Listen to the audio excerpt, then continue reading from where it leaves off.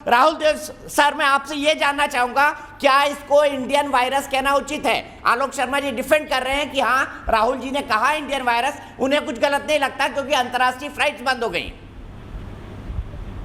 देखिए, ये जो बात है कि इसको इंडियन वायरस ना कहा जाए और इसको B167 कहा जाए, ये थोड़ा इस वायरस के बाहर आने के बाद ये चर्चा शुरू हुई।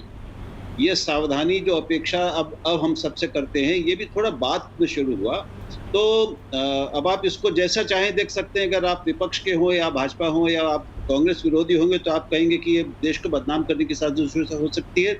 मैं ये कहूँगा कि ये एक समय सभी लोग इसका इस्तेमाल कर रहे थे, देश में भी विदेश में भी, और उसमें ये किया होगा।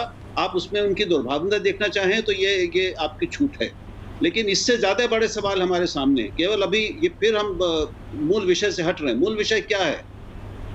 मूल विषय है ये टूल किट।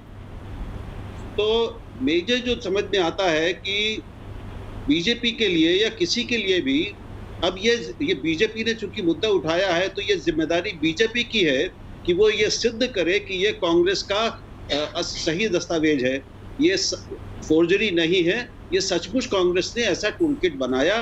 आप बताइए कि कौन किसी आज के समय में ऐसी पार्टी होगी? मुझे थोड़ा अजीब लग रहा है कि कांग्रेस इतनी मूर्ख कब से हो गई कि वो अपने बाकायदा लेटर हेड पर ये सारी चीजें लिखे और उसको इतना खुलेआम रखे कि किसी को भी वो मिल जाए।